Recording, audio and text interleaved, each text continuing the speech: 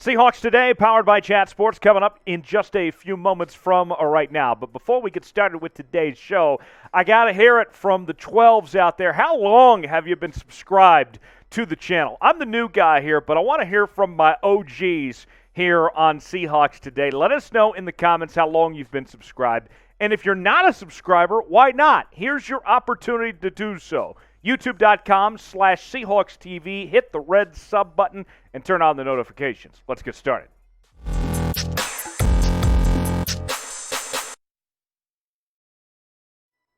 Tyler Jones here with you. Thanks for joining us. A busy show on tap. Coming up in just a few moments, we'll go over Mel Kiper Jr.'s latest two-round mock draft for your Seattle Seahawks. But first, news regarding Baker Mayfield, the Cleveland Browns quarterback, looking for a new home, and that possibly could be in Seattle. He was on the YNK podcast on Wednesday. Here is what Mayfield had to say. This would have been a week and a half ago. I would have said Indianapolis when he was asked about where his next destination will be. He went on to say Seattle is probably the most likely option. Even then, no idea. I'm ready for the next chapter. Now, how Baker Mayfield goes to his next stop is still to be determined at this point. Whether he is released from the Cleveland Browns or they trade him, whatever it is. When you look at this Seahawks quarterback room right now, I'm not opposed to the idea of bringing in Baker Mayfield to Seattle. In fact, I very much would like to see Baker Mayfield put on that uniform in 2022. You look at his accomplishments as the starter in Cleveland for that stretch. Although this year wasn't that great, you can't ignore the fact of what he did to take to the Browns to the playoffs, their first win since 1994, reviving that franchise, setting the rookie touchdown passing record, a former Rookie of the Year winner as well. I was impressed with what he did in his time in Cleveland. And yes, this year was not great. I totally get that. But overall, I think there was a lot more good than bad. And Baker, I think with as little as it would cost you, especially if he is released, as opposed to taking a quarterback in this draft, that is a chance that I think is worth trying. What say you guys?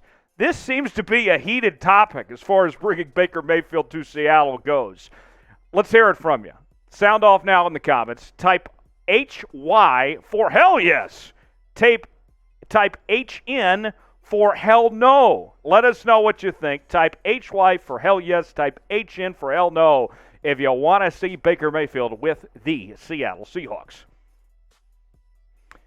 Heading into the NFL draft for the Seahawks, here is the situation they find themselves in. About $15.7 million in cap space, and that is after free agent moves so far. And they have 8 total picks in this draft. Team needs include the quarterback position, obviously, replacing Russell Wilson. Have to find more offensive linemen, especially at that left tackle spot, an edge rusher, an inside linebacker, and a cornerback. Luckily for the Seahawks, they have a lot of picks to be able to do so.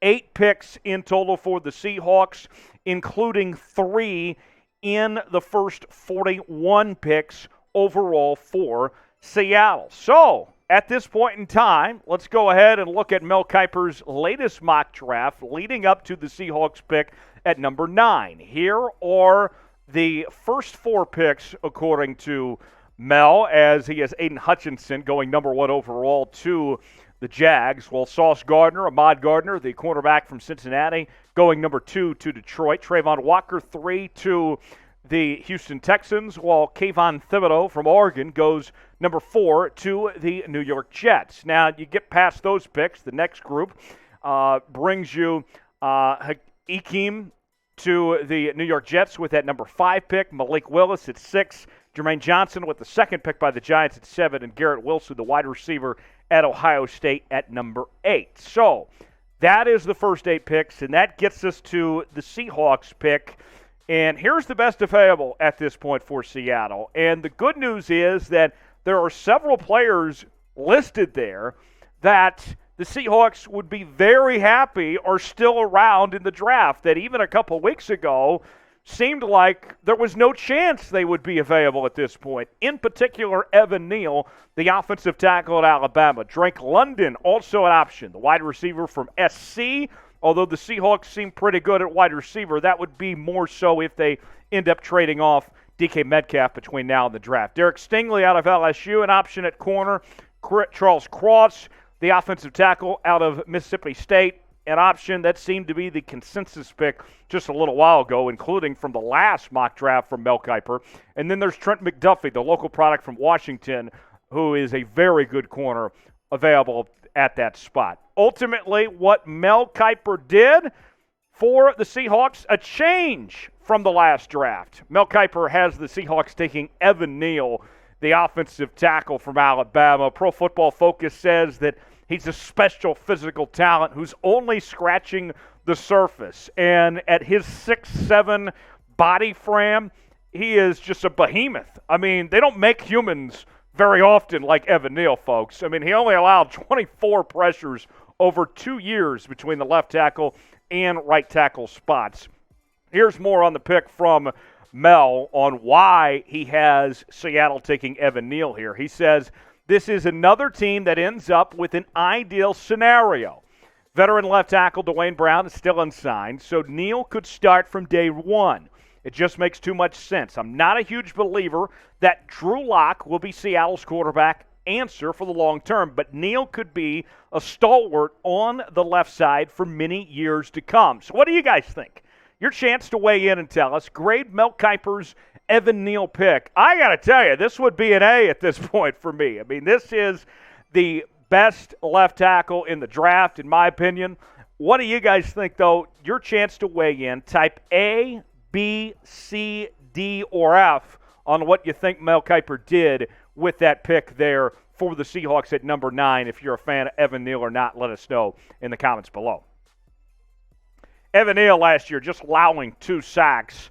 And the thing that I like about this pick for Seattle, if they end up with Evan Neal here, like Mel Kiper talks about, is I think this is a safe bet as well. Not only are you talking about an extremely good athlete for the left tackle position here, but it fills a need, and I think the idea of Evan Neal being a bust of some sorts is very minimal here. This would be a very good call for the Seahawks if they can find Evan Neal in this spot there.